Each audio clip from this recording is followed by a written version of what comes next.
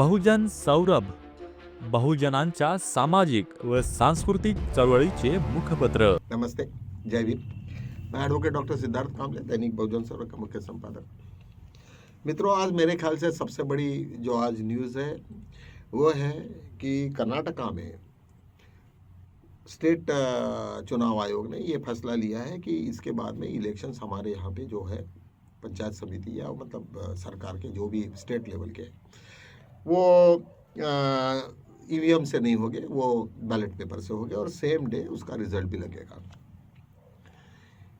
ये स्पष्ट किया उन्होंने, और जिसके वजह से पूरी की पूरी दिल्ली सरकार हिल गई है, क्योंकि जो भी कुछ होता था वो उसी के तहत होता था और उसी के साथ में सब कुछ जो भी हुआ खेला आज तक का, और सब लोग जो कह रहे थे उसका एक में इलाज था, वो मतलब बैलेट पेपर से, और वो स्टेट को पूरी अधिकार है। जब मुझे एक बात की बड़ी अचंभा लगता है कि जो लोग स्टेट में इतने बड़े बड़े विद्वान लोग हैं कि बीजेपी से कोई जिससे अकल नहीं किया ज़्यादा, ठीक है उन्होंने चोरी पकड़ी ये की, लेकिन इससे भी हटके कोई काम करना चाहिए, ऐसा कुछ किया क्या?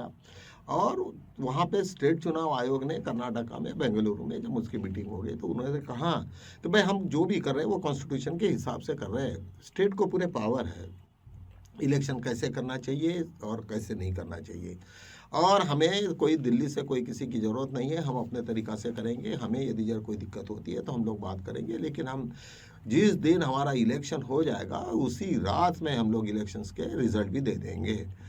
ये बात जब सब पूरे के पूरे आ गई, बीजेपी पूरी बौखला गई, क्योंकि जिनकी यंत्रणा पूरा का पूरा SRA एंड वो सब कंपनी का जितना भी खेला था वो सबका सब पकड़े जाएगा।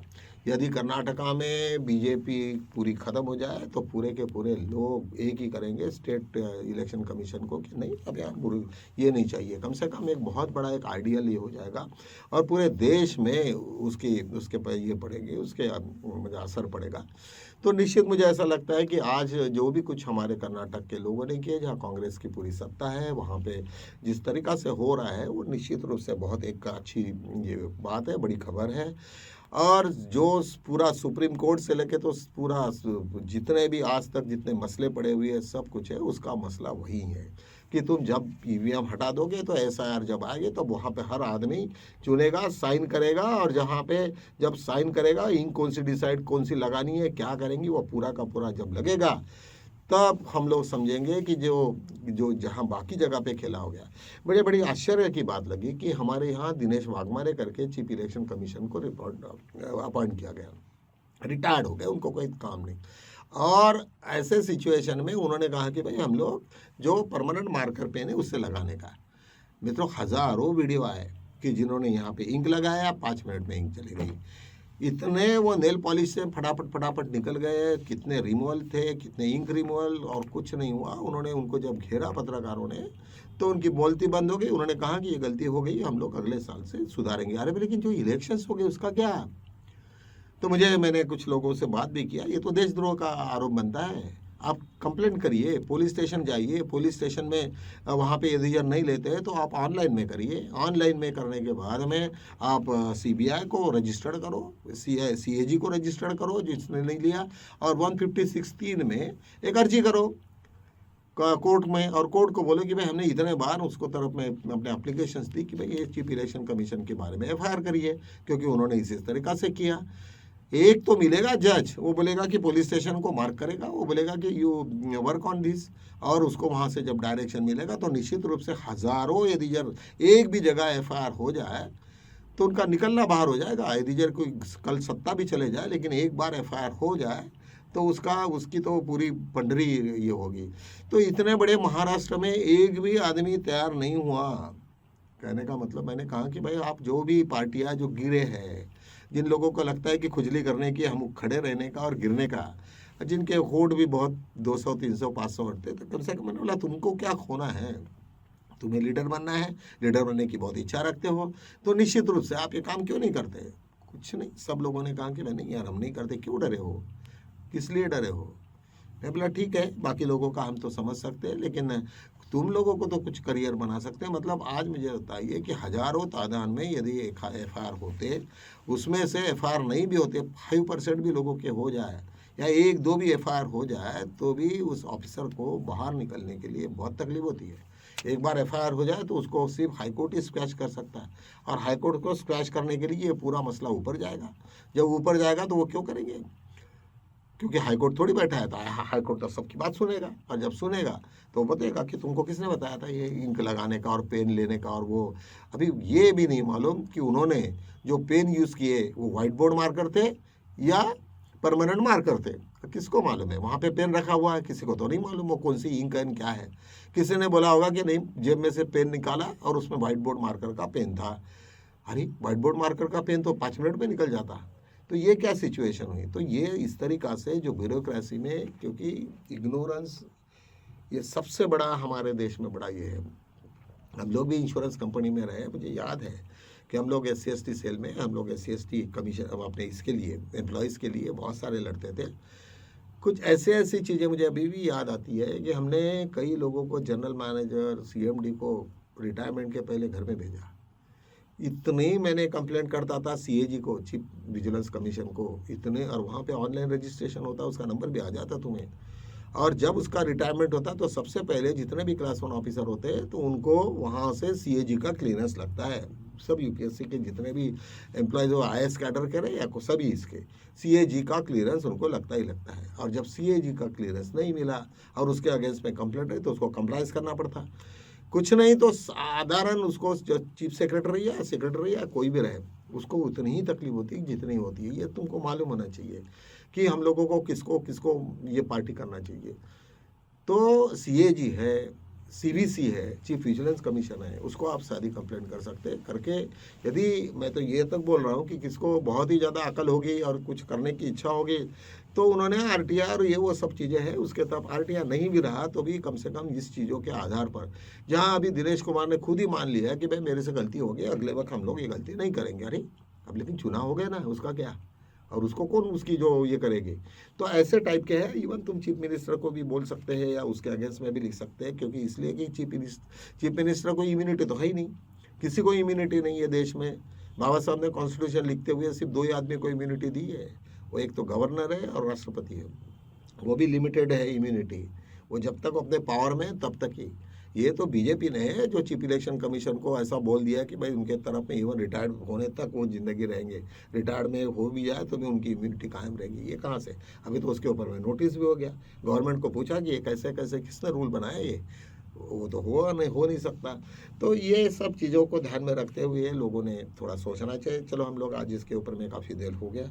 अभी हम लोग देखते हैं कि एक बहुत बड़ी बात अभी चालू हो गई शंकराचार्य की, स्वामी मुक्तेश्वर नंदन जो हमारे यूपी के वहाँ पे वो पीठ के मुख्य है, और उनके साथ में आज जो लड़ाई चल रही है बीजेपी के वहाँ के चीफ मिनिस्टर आदित्यनाथ और उनके बीच में जो झगड़ा चल रहा है वो इतना लेवल तक चले गया कि उनको अभी सुप्रीम कोर्ट की जो एक कोई इशू ये हुई थी, उसके तहत गवर्नमेंट ने उसको पूछा कि भाई आप किस हालत में अपने आप को तुम शंकराचार्य बोलते हो, क्योंकि शंकराचार्य की जो प्रथा होती है वो सब गुप्त पद्धति से होती है, और जो उसका सक्सेसर होता है जो भी आदमी रहा तो वो अपने सक्सेसर का नाम लिख के जाता है। एक तो जगह यह है कि वहाँ पे उन्होंने जो भी चिट्ठी लिख के रखी तो उसका जो भी सेक्रेटरी रहेगा वो खोलेगा और फिर बाद देखेगा। अभी किसको मालूम है उन्होंने लिखा था या सेक्रेटरी ने अपना नाम लिख के किया या कोई और भी लोग उसमें शामिल है। हजारों जो ये हुए, और वो आज तक पूरे के पूरे लोग वो RSS और इन लोगों के साथ में ही ये थे, लेकिन वो पहले ऐसे रहे हैं स्वामी मुक्तेश्वरानंद कि उन्होंने वो अपने आलोचकों काफ़ी लोगों की आलोचना करते थे, बीजेपी में रह के भी बीजेपी के लोगों के साथ में भी उन्होंने बहुत पंगे लिए। तो निश्चित रूप से अभी ये वक्त आ गया कि उनको भी कुछ नोटिस दे के उनका एक्सप्लेनेशन मांगा गया है। कॉन्स्टिट्यूशन में किसी को इम्यूनिटी नहीं, लोग कितना भी बोले कि भाई हम लोग तो उससे भी ऊपर है, उससे भी ऊपर है, हिंदू धर्म से ऊपर है, ऐसा सब कुछ नहीं है। कॉन्स्टिट्यूशन में ऐसा किसी का कोई बाइफरगेट नहीं किया, क्योंकि कॉन्स्टिट्यूशन लिखते वक्त डॉक्टर बाबा साहब आम्बेडकर ने सभी बातें उनके ध्यान में है। कल ये सब नंगा नाच करेंगे और सबको परेशान करेंगे, तो करके आज कॉन्स्टिट्यूशन के हिसाब से किसी को कोई पावर दिए नहीं है। अभी उन्होंने कहा भी है कि हम लोगों को वहाँ पे नहाने को नहीं दिया, और वो जो उनकी पूजा पाठ में उनको हमें रोका गया वहाँ से, तो प्रयागराज से। तो ये सब बातें कुछ नहीं, वो कोई मायना नहीं रखती है। वो जब यहाँ पे कॉन्स्टिट्यूशन पे बात आती है तो सब उसका वो, लेकिन नहीं, लॉ एंड ऑर्डर के तहत हमने किया है, वो तो कुछ नहीं होगा ऐसा। तो निश्चित रूप से मुझे ऐसा लगता है कि ये बातों में कोई खास दम नहीं है। एक धनेश कुमार की जो बेटी है मेघा रूपम, एक वहाँ पे कोई हादसा हुआ कि गड्ढा वड्ढा कारपोरेशन की वजह से गिरा था, उसमें कोई इंजीनियर डूब के उसकी मौत हो गई। उस मामले में कई उसके मीडिया लोगों ने उनको घेर के कुछ पूछने की कोशिश की, लेकिन उसने कोई जवाब नहीं दिया, उठ के चले गई। और सब मीडिया के लोग दौड़ना चालू किया, इस तरीक़ा से सब ड्रामा चलते रहा। वो एक बड़ी न्यूज़ थी। आज हमारे यहाँ पे पूरे वर्ल्ड में, एक स्विट्ज़रलैंड में, एक दाओस करके एक सिटी में आज एक सम्मेलन चल रहा है इंटरनेशनल लेवल पे। वो वर्ल्ड इकोनॉमिक सम्मेलन है, उसमें सभी देशों को इनवाइटेड है। और वहाँ पे एक अमेरिका के अगेंस्ट में कनाडा के एक प्राइम मिनिस्टर मार्क कार्ने ने इतने गंदे शब्दों में वो डोनाल्ड ट्रंप को कहा कि सब लोगों ने पूरे देखते रह गए कि बाप रे, इतना मतलब। आज डोनाल्ड ट्रंप का भी ये था, उन्होंने फिर दोबारा ग्रीनलैंड के ऊपर में वही बात की कि हमारी सुरक्षा के लिए मुझे देखना पड़ेगा। अभी इतने दिन तक क्या हुआ, कौन सी तुम्हें सुरक्षा आ गई, अभी कौन सा तुम्हें रशिया तुम्हारे ऊपर में वार कर रहा है। ये सब फजूल की बातें हैं, बेवकूफ़ी है। और पूरा का पूरा यूरोपियन इकोनॉमिकल कम्युनिटी के जितने भी, आइसलैंड के जितने लोग हैं, आइसलैंड अपना ग्रीनलैंड, वो और उसके जितने भी, हॉलैंड से लेके हर सब पूरे यूरोपियन कम्युनिटी के सब लोग इकट्ठा हो गए। यही नहीं तो यूके के भी लोगों ने सीधा उसको मैड और कितने कितने गंदी गाली दी।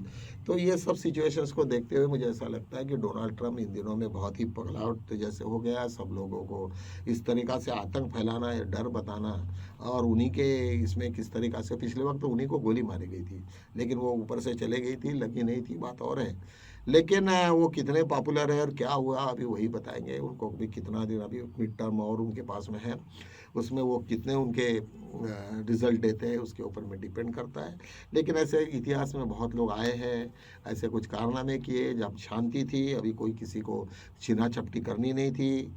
जुगोस्लाविया मतलब अभी जो भी 2-3 कुछ देशों में जो प्रॉब्लम चले, वो निश्चित रूप से अमेरिका के दादागिरी की वजह से वो सब लोग डिस्टर्ब हो गए हैं। अपन तो बहुत बाहर है, लेकिन जो लोग अफेक्टेड है, सबके सब, बच्चे बूढ़े सब लोग आज ग्रीनलैंड में रास्ते पे है, जहाँ माइनस टेम्परेचर चल रहा है 20 और 25। तो निश्चित रूप से ये सभी लोगों को एक महत्व की बात है। लोगों ने कभी ऐसा नहीं करना चाहिए। बुद्ध के ज़माने में भी ऐसे बहुत सारे किस्से हैं। उन्होंने कहा कि नहीं, वो तो China is a Buddhist, real Buddhist country. उन्होंने कोई किसी के साथ पे ये नहीं करते, वो चाहते हैं कि ट्रेडिंग करो भाई अपने हिसाब में, और लोगों को सस्ती से सस्ती चीज़ दो। आज जो भारत में सबसे सस्ती चीज़ ये देने वाला चाइना है। ठीक है, हमारी इंडस्ट्रीज़ की ग्रोथ वगैरह नहीं हो गई, लेकिन जहाँ पे भी हो सकती थी वो करनी चाहिए। और आने वाले दिन शायद कैसे हो गए नहीं मालूम। चलो आज इसी के साथ मैं यहीं विराम लेता हूँ, कल मिलेंगे नए मुद्दों के साथ, तब तक के लिए जय हिंद।